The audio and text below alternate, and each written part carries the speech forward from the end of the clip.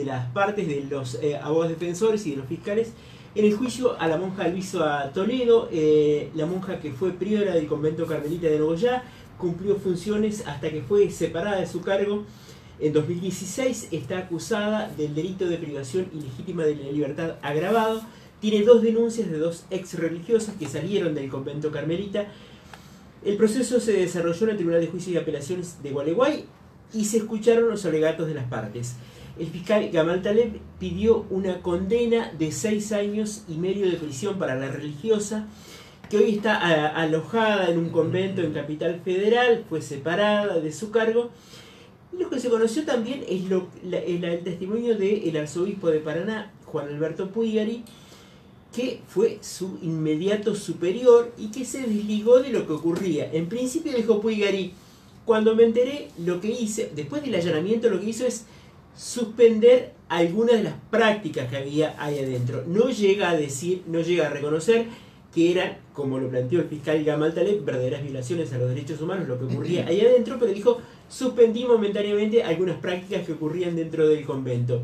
Además, dijo que la monja tenía frecuentes roces con los sacerdotes que iban al convento, fundamentalmente de la Basílica del Carmen, y que había recibido algunas quejas de familiares de las religiosas, pero que nunca había tomado. Él había pedido, reconoció que en 2015 estuvo reunido con la madre de la actual priora, que le planteó algunos inconvenientes, y que él había pedido una intervención, un visitador apostólico, pero que no le habían dado, no le habían hecho caso, hasta que ocurrió el allanamiento en 2016. Ahí inmediatamente hubo un visitador apostólico que tomó algunas decisiones. ¿Qué se espera de este juicio? La primera vez que una monja está sentada en el banquillo en la provincia de Entre Ríos. Está con nosotros aquí en los estudios de Radio Costa Paraná Marcelo Albarenque, que es hermano de una de las denunciantes de la monja Luisa Toledo y que asistió a alguna de las audiencias en el Tribunal de Juicios y Apelaciones de Gualeguay. ¿Cómo te va, Marcelo? Buenas tardes. Buenas tardes a la audiencia y a ustedes, por supuesto. ¿Cómo viviste este proceso? Que fue un proceso que viene después de 3 años, ¿no? Y mucho más atrás, porque en tu familia repercutió mucho esto, ¿no? Sí, yo diría es un proceso que inició el día que mi hermana tomó la decisión de ingresar al convento, año 1999, mediados del año 99. Estamos hablando de un mundo distinto.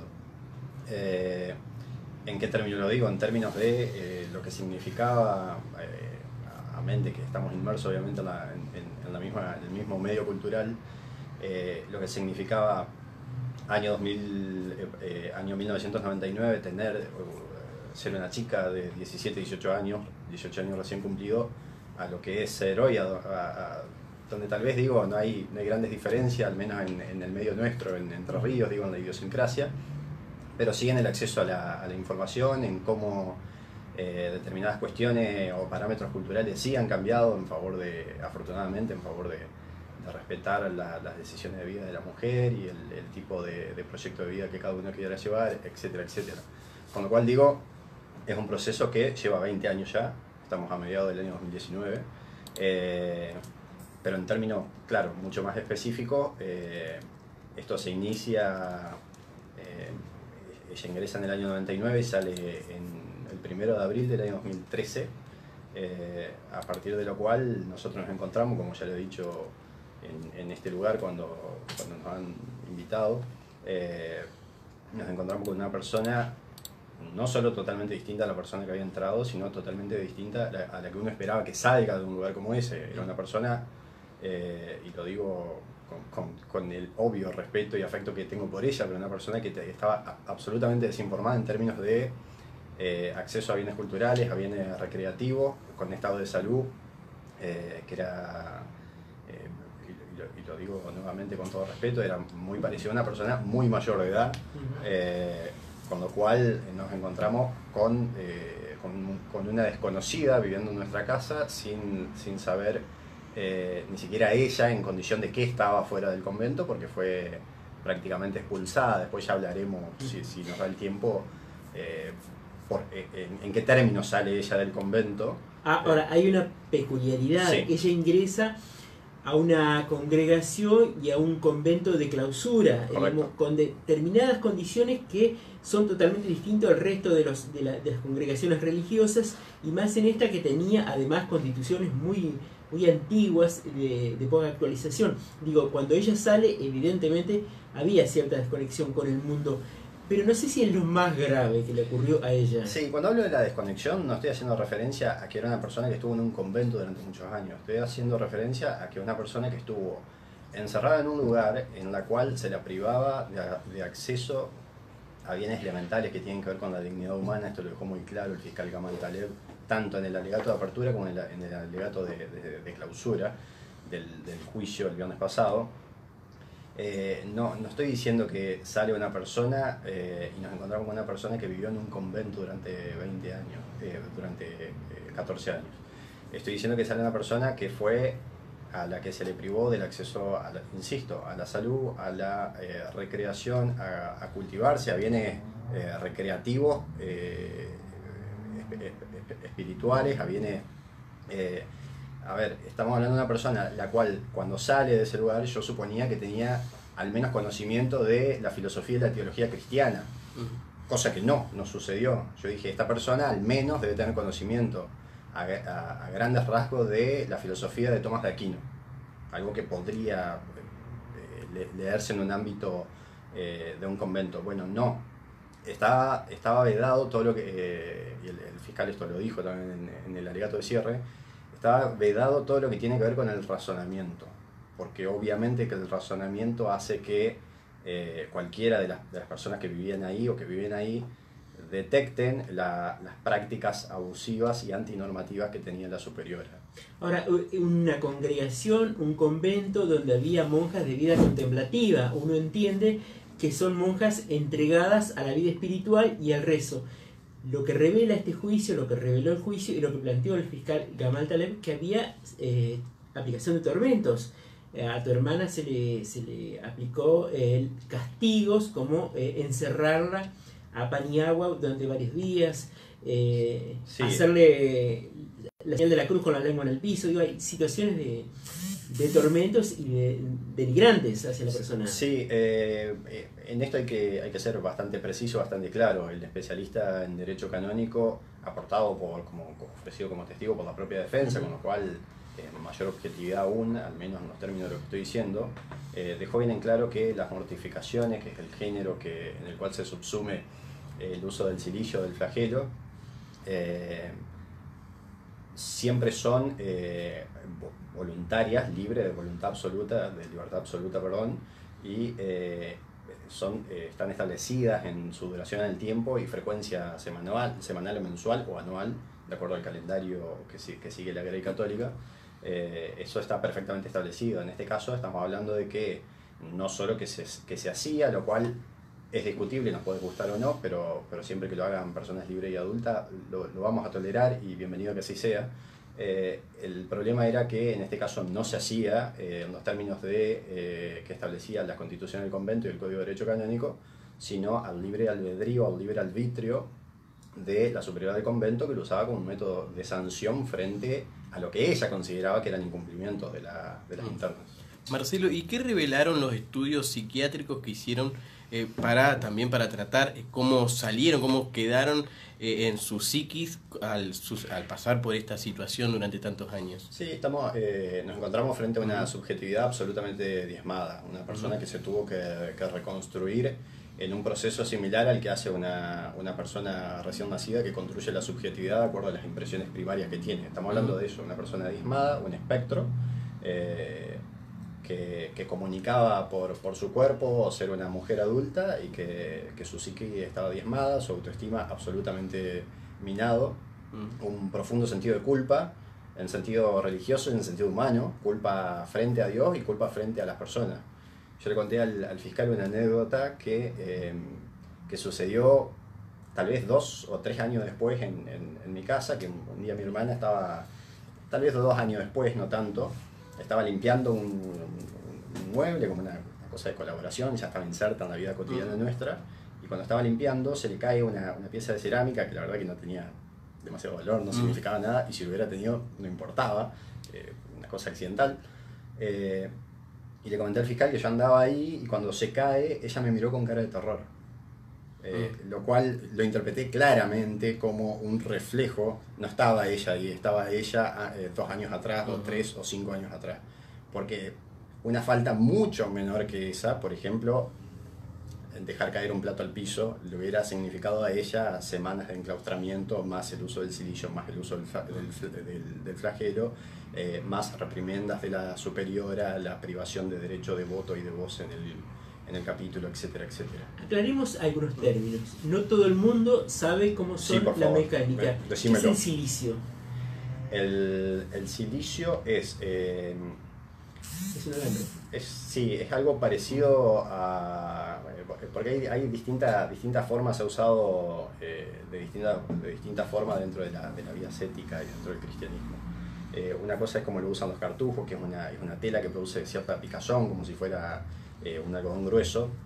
Y otra cosa es como lo usan las carmelitas, que las constituciones del convento dicen específicamente que eso se usa los días viernes, durante la... quiero ver si no lo estoy confundiendo con el flagelo, pero respondiendo a la pregunta es, imaginémonos, y lamento recurrir a esto para tener que explicarlo, imaginémonos un collar de perro que se pone en la pierna, cerca del glúteo, en la parte superior de la pierna, y que eso aprieta y tiene alambres con punta, como un alambre de púa, que produce determinado dolor y o lastimaduras o laceraciones como las que hoy ostenta en su pie de mi hermana, que hasta el día de hoy tiene las cicatrices. Eso es el silicio. Y el flagelo es algo parecido a una fusta que se usa en los medios rurales, a un rebenque, que debe tener un largo de 20-30 centímetros, que se hace con cuero encerado, y en la punta un mango que se forra ese mango, que puede ser de madera, como toma o como agarre, y eso se usa con golpes en los glúteos. Eso en teoría era voluntario. Según las constituciones es voluntario. Eso está establecido en las constituciones, es voluntario. Las monjas que ingresan, al menos al convento de Nogoyá, conocen tiempo después de ingresar, no desde el minuto 1, desde el momento de ingreso o antes de ingresar, como tal vez correspondería este tipo de práctica. Y dentro del subtipo cultural que se forma dentro de cualquier institución religiosa, cualquier institución cerrada, en este caso el convento de Nogoyá, el hecho del silicio y del flagelo era motivo de orgullo, es decir, cuanto más mejor. Incluso se hablaba despectivamente de otras congregaciones religiosas que no usaban el silicio o el flagelo, como diciendo son de segunda categoría, la comunión espiritual que tenemos nosotros con Dios en este caso, con nuestro Creador, con Jesucristo, etc. Al igualarnos en el dolor de la pasión de Cristo, nos eleva a una categoría superior de religiosa. Ahora, si uno se pone afuera del convento y se desprende de cualquier creencia religiosa, uno llega a pensar que se estaba dentro de prácticas de tortura de parte de una persona que no estaba equilibrada mentalmente, como era la priora en ese momento, quien dirigía el convento. Sí, ¿Hago un resumen muy básico de lo que pasaba? Sí, no sé si es básico o esto explica el fenómeno. Lo que a mí me parece, y esto es una opinión personal que puede ser compartida o no, en la medida que sean personas adultas y que lo hagan de manera libre, la práctica religiosa o en términos, como también lo dijo el fiscal, el derecho penal cede frente a la práctica religiosa de flagelo o autoflagelo, como también cede en términos de conducta sexual. Si a alguien le interesa o le gusta la práctica sadomasoquista, el derecho penal cede frente a esto cuando hay voluntad libre de personas adultas. Si quieren vivir su religión y su fe de esta manera, insisto, afortunadamente vivimos en un país que garantiza la libertad de culto. Bienvenido que así sea. Tenemos que ver qué hacemos con los privilegios de un culto en particular, exenciones impositivas, privilegios legales, etcétera, etcétera. Es otra discusión, no quiero mezclar. Pero si esto hubiera sucedido en el convento de Nogoyá de manera libre entre personas adultas, yo no estaría acá. Estaría en mi casa leyendo un libro y escuchándolo a ustedes por radio, y mi hermana estaría estudiando su profesorado de literatura o estaría dentro del convento, no importa. Lo que sucedió acá es que el mantel estaba puesto, como ya he dicho en algún otro medio, el mantel estaba puesto, faltaba el perverso que venga y ejecute. Y en este caso se encontraron la mesa puesta, que era el convento, con las personas de cierta vulnerabilidad que tenían, chicas. No es casual que esto le suceda a mujeres, habla de la misoginia, del grado de relegación que tiene la mujer dentro del catolicismo. Este tipo de cosas no hubieran sucedido en el caso de varones, no se le exijan, no se les piden. Y si esto hubiera sido, insisto, si hubiera sido una decisión libre, no habría ningún problema. Lo que sucedió es que es una persona que desarrolló su placer perverso y sádico usando como objeto a otras personas, y ahí donde estaba la gratificación de ella, era eso, era sentir que doblegaba la voluntad de otras personas. Estamos hablando, está aquí en los estudios de Radio Costa Paraná, Marcelo Alvarenque. Él es hermano de una de las dos víctimas que denunciaron a la monja Luisa Toledo, ex priora del convento carmelita de Nogoyá, que fue sometida a juicio oral en Gualeguay, acusada del delito de privación ilegítima de la libertad agravada. Este 5 de julio a las 8:30 se va a conocer el adelanto de sentencia del tribunal. El fiscal Gamal Taleb, recordemos, pidió 6 años y medio de prisión para la monja. Marcelo, ¿cómo está tu hermana después de todo este proceso, después de dar testimonio en el juicio? ¿Pudo reconstruir su vida, esta segunda etapa, digamos, buscar trabajo, estudiar una carrera, por ejemplo? ¿Cómo está ella hoy? Frente a esa pregunta voy a responder lo que he respondido a las personas que amablemente y con buena intención se han interesado en ella, como es el caso de ustedes. Ella está mejor, cada día mejor, pero este tipo de vivencias y de experiencias dejan manchas o dejan signos que son no visibles. Con lo cual puedo hablarte de lo bien que se la ve y de la carrera que hace, pero no puedo hablarte de las pesadillas diarias que tiene. Con lo cual está bien, está mejor. Cuando salió de ahí le quedaban entre 6 y 12 meses de vida. Lo firmo yo en el sentido de que no tengo formación médica, pero estaba claro que era una persona que se estaba muriendo. A mí la única duda que me queda de todo este proceso, o la duda principal que me queda, que tal vez nunca la despejemos, es por qué Luisa Toledo cesa la privación ilegítima de la libertad en el caso de mi hermana, porque para ella representaba un peligro que ella está afuera, y sin embargo, por alguna razón, el fiscal como hipótesis maneja que su estado de salud le representaba un peligro de vida, de que hubo intentos suicidas dentro del convento, y que hubiera sido un escándalo mayúsculo que una monja carmelita se suicide dentro del convento, y por eso prácticamente la expulsó, porque fue una maniobra de expulsión lo que hizo. Entonces, para mí la gran pregunta respecto de la psicología de esta persona es por qué en un momento de su itinere delictivo decidió cesar esta privación ilegítima de la libertad y la dejó ir. Ahora, en el caso del arzobispo Puigari, él dice es un convento autónomo que depende del Vaticano, él solamente debía controlar. Lo que queda claro es que en 2015 él supo de parte de una charla con la madre de la actual priora del convento carmelita, que le contó lo que estaba ocurriendo. No, lo supo antes. Lo supo en 2015. Él lo dice en la carta, en su declaración por escrito, dice que en 2015 lo supo. Que no recuerda qué es lo que le dijo esa mujer, pero extrañamente recuerda la fecha del encuentro. Sí, pero no le dijo que, no recuerda que le dijo, perdón, voy a esto. Sí. ¿Qué rol tuvo Puigari? ¿Qué hizo y qué no hizo Puigari? El no rol. Él siguió la tradición diocesana inaugurada en ocasión en esta última etapa, inaugurada en ocasión de las denuncias que hicieron las víctimas de Ilarraz, la tradición diocesana que dicta silencio, acallar a las víctimas e intentar esconder esto abajo de la alfombra. En su momento fue para no obstaculizar la carrera del cardenal Caldic, del cual Puigari era parte de su corte, y en esta ocasión la inacción fue para no entrar en conflicto con la superiora, la cual temía o quería evitar este conflicto. Él ha tenido, no conmigo, porque no he tenido la oportunidad de hablar con él, porque tampoco me ha interesado en hablar con él, pero frente a mi hermano Francisco, que declaró en testigo, él ha hecho comentarios despectivos respecto de la vida monacal de las mujeres, y ha llegado a compararlas con un gallinero. Dice la frase que usó fue algo así como: mirá, Francisco, las monjas son como las gallinas que le tiras un poco de comida y arman revuelo.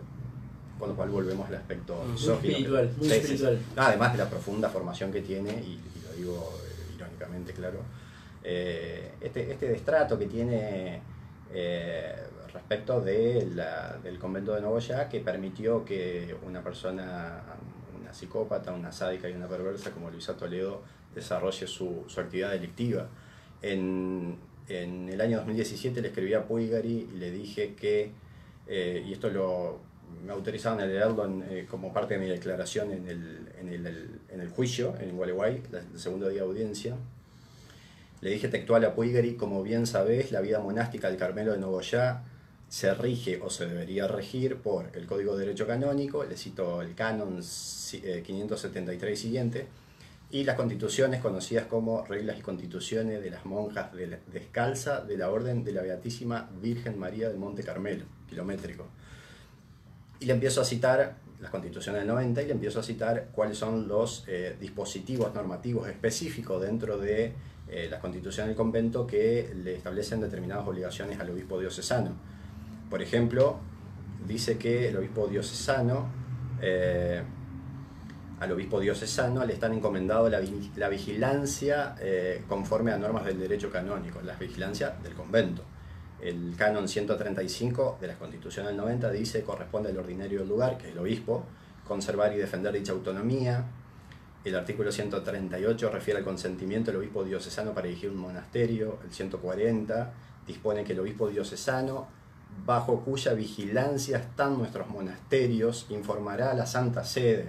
Con lo cual está claro que las constituciones del 90 y el Código de Derecho Canónico de la propia iglesia de la cual él forma parte y es un alto dignatario, le encomiendan y ponen en su cabeza la vigilancia que nunca ejerció en el convento de Nogoyá, motivo por el cual tal vez y solo tal vez sucedieron estos hechos.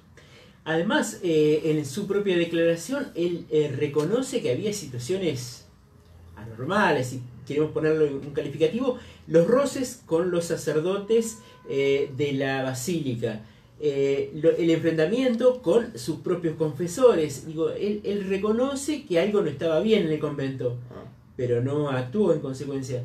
No. La sacó barata Puigari en este juicio. Por ahora sí, la defensa de Luisa Toledo, que es onerosa, y quiero hacer un paréntesis, pero no por ser políticamente correcto, sino porque me parece que corresponde. Han actuado como caballero tanto Bartorelli como Cuyen, porque lo son, y son excelentes profesionales. Han ejercido una defensa con armas nobles, jamás hicieron ventilar información respecto de nombres o ciudades, salvo hasta que las propias víctimas decidieron correr el velo y hacer público sus nombres y sus residencias. Amén de lo cual sí debo decir, quien paga los honorarios de la imputada, una persona imputada de privación ilegítima de la libertad, monja de la diócesis, de un monasterio emplazado en la diócesis de Paraná, es la arquidiócesis de Paraná, por decisión del obispo. ¿Por qué decide el obispo esto? Porque es el chivo expiatorio. Ese dato lo tenés confirmado. Sí. Son dos abogados, son dos penalistas muy reconocidos. Imaginamos que los servicios no deben ser baratos. Sí, esto surge a título de sospecha y nos confirman el dato. Sí. Y Toledo ha vivido siempre como religiosa, digo, ingresos no tienen. No tiene patrimonio. Como religiosa, vivió como una religiosa, como se dice en el lenguaje popular, una bacana. Ella ha alegado razones de salud desde que Tenía un trato diferente adentro. No, tenía un trato de un rey. Comía literalmente rabas, que yo aprendí ahora que es lo que es, cómo se cocina y de dónde vienen. Comía rabas cuando el resto de las monjas ayunaban. Viajaba a Buenos Aires, siempre basado en motivos de salud. Como no viajaba en colectivo, como hubiera hecho cualquier religioso y que hay muchos dignos que respete y haga valer su voto de pobreza, no viajaba en colectivo, sino que pedía un auto de la Fundación Pérez Compact para que la lleve. No ejercía trabajo en el lavadero, no hacía trabajo de jardinería, no cocinaba, no pintaba imágenes, nada. Televisión en la celda, uso de celular, uso indiscriminado del teléfono, siempre valiéndose de la buena, nunca mejor dicho, de la buena fe de los vecinos de Nogoyá y de otras regiones que aportaban. Exacto, sí, nunca trabajó. ¿Qué imagen representa para vos? Hablabas de Puigari. Sí. Y Puigari viene teniendo actuaciones cuestionables en varios casos en Entre Ríos. Tenemos el caso Ilarraz, que viene de los 90, después siguió con el caso del cura Novoyá, Juan Diego Escobar Gaviria, Marcelino Moya, todos condenados, y pasa ahora el tema del convento. ¿Vos pudiste analizar cuál es la imagen que deja Puigari sobre la iglesia de Entre Ríos? Mirá, yo particularmente como no pertenezco, es algo que no me preocupa, salvo en la medida que personas inocentes sufren de este tipo de cuestiones que suceden. Habría que diferenciar ahí lo que fue Ilarraz, que la propia sentencia de Ilarraz, que la leí, que son 140 páginas creo, habla de los elementos facilitadores, que son las personas que vieron que podían inferir algo como personas adultas y suspicaces y que podían hacer algo. Y que podían hacer algo y que no hicieron nada.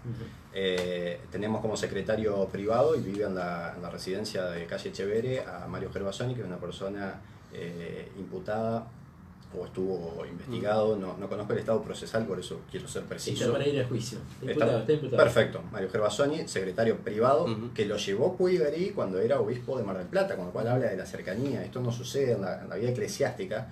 El obispo lo único que lleva cuando se muda son sus afectos personales, sus efectos personales. No se lleva a un cura de la diócesis a la otra diócesis.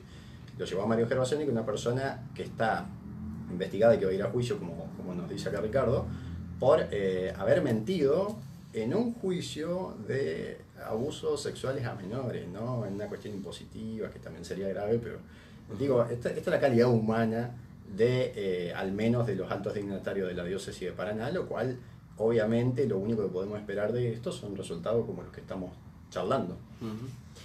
Las víctimas de abuso que hemos conocido, de 3 curas condenados en la provincia de Entre Ríos,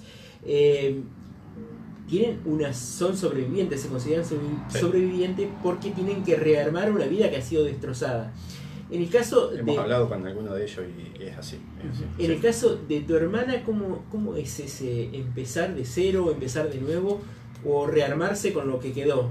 Esta saga no terminó, este raíz delictivo no terminó con una persona fallecida de pura casualidad, no por el actuar noble de alguien dentro del convento o fuera del convento. Puertas afuera, y lo digo hasta con cierto grado de reproche. Para nosotros eso era un lugar donde había recogimiento, vida espiritual, y se vivía bien, y había personas libres que se trataban afectuosamente como en una vida comunitaria en los términos del cristianismo primitivo. Obviamente que había que hacer un ejercicio de emulación mental para traspolar esto a lo que estamos viendo, una posmodernidad con una institución que es medieval.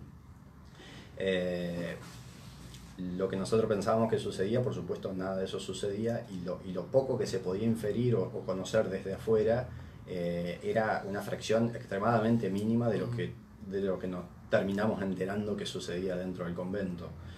Por esa razón, en el año 2008, 2 hermanos míos, Francisco, uno que declaró en el juicio, María Laura, que es la mayor de nosotros, hablaron con quien en ese momento era el obispo diocesano, que era Mario Mauleón, y le manifestaron algunas inquietudes que tenían que ver con el régimen de visita o algunos incumplimientos que son a esta altura anecdóticos. Nada, no son nada.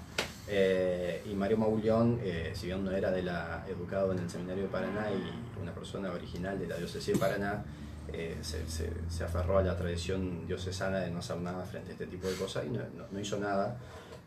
Y no tenemos constancia de que le haya informado de esto a Puigari cuando toma el mando como obispo de Paraná. Creo que eso también ocurrió en el caso de Ilarraz, ¿no? Uno dice que el otro no le comentó lo que había hecho. Sí, por eso también, y insisto, como yo no formo parte del club, no me interesa, pero yo creo que hay un problema que tienen que rever a nivel diócesis con la burocracia diocesana que no está funcionando. El tipo que lleva las carpetas, el asesor legal de Código de Derecho Canónico no le está diciendo las cosas.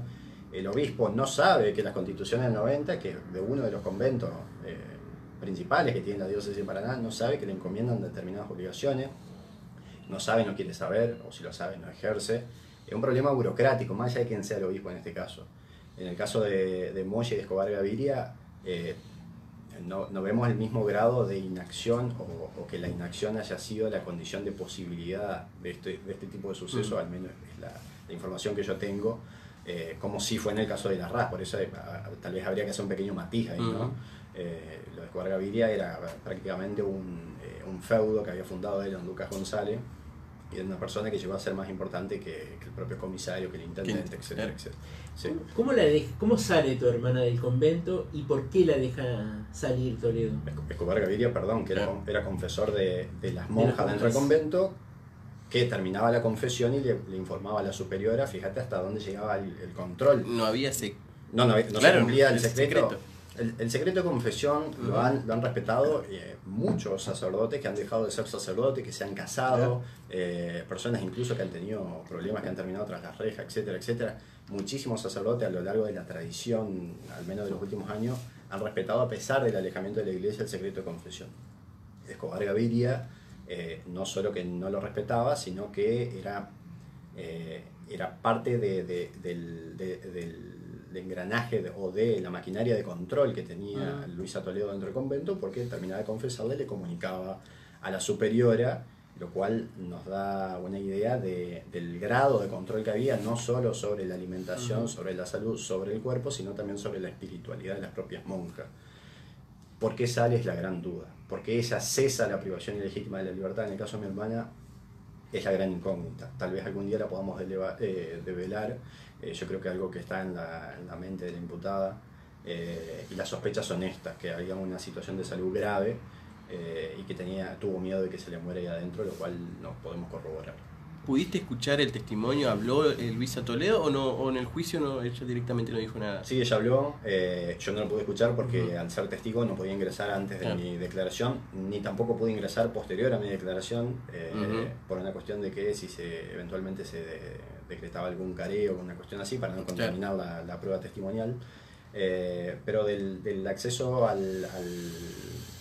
su declaración que tuvimos con los alegatos de la Fiscalía, que tomó esto como parte de su argumento, hay un pasaje que es realmente interesante cuando ella habla de, no en el caso de mi hermana, sino en el caso de Roxana Peña, que eso fue un escape de Hollywood. Es bueno, haciendo un paréntesis, claro, lo que hizo Roxana Peña. Claro. Porque venía pidiéndole a Toledo digamos la reglamentación interna, pongámoslo, del convento, y exige que vos tengas que pedir por escrito que querés irte. Exacto. La monja Toledo lo que debe haber hecho es ponerlo al capítulo, correcto, al pleno del convento, y que se analizara. Lo que hacía era romper el papel y no...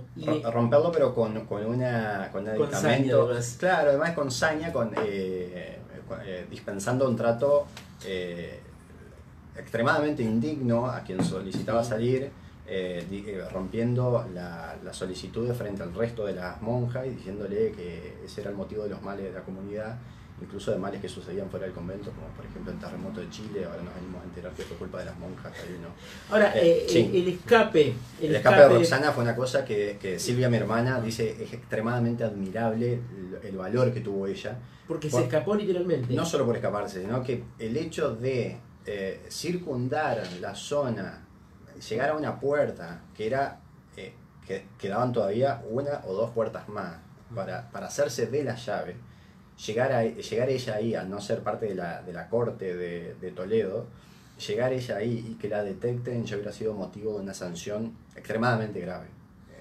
Con lo cual ella dice, lo que hizo Roxana yo no lo podría haber hecho nunca, porque nunca me hubiera reunido el valor para hacer lo que hizo. La opción que tenía mi hermana era el suicidio, y la forma fue dándose a falta de, lo volvió a decir el domingo cuando estuvimos en casa un rato, y estaba el novio de ella, estaban un par de sobrinos míos, etcétera. Dijo, yo por la única razón que no me suicidé era porque no tenía con qué. Si hubiera encontrado una tijera lo hacía. Que ahí tal vez esto responde a la pregunta ¿por qué Toledo cesó con la privación ilegítima de la libertad? Porque tal vez detectó esto. Porque estamos diciendo que es psicópata, no que es tonta. El psicópata no es un tonto. ¿Y quién era más riesgoso afuera para Toledo? ¿Tu hermana Silvia o Roxana?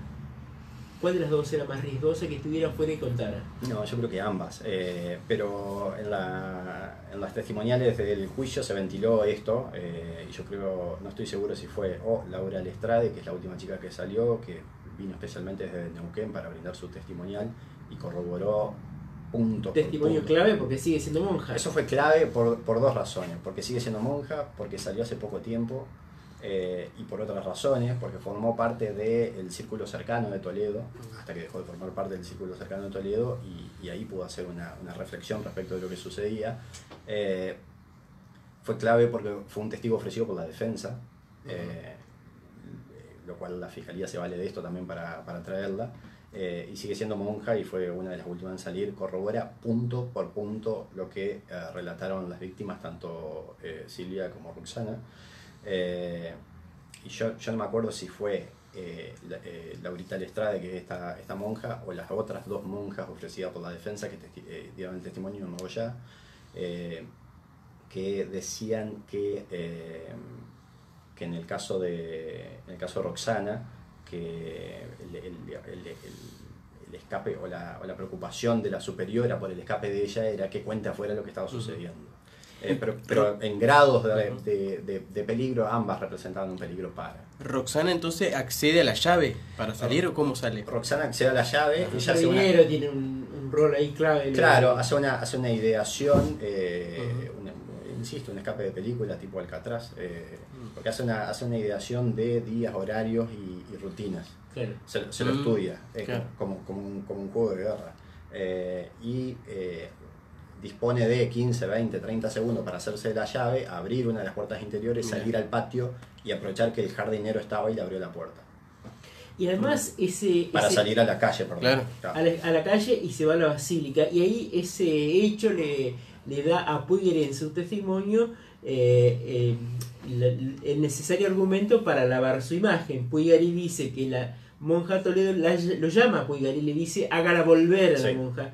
Y Puigari dice no lo voy a hacer volver, que ella es una persona mayor de edad. Claro. Pero claro, se dio cuenta que era mayor de edad cuando ya había escapado, no cuando estaban planteándole lo que ocurría adentro, ¿no? Cuando había escapado, en el año 2016, creo que esto fue en marzo, abril. Marzo. No, en marzo, no en 2015 cuando Tita Miño habló con él, no en 2013 cuando mi hermana habló con él durante 3 horas en 2 oportunidades, y no antes cuando otros familiares o parte de mi familia también le habían dicho a su antecesor y a él mismo, porque Puigari era una persona que estaba en la casa formativa en el seminario acá de Paraná.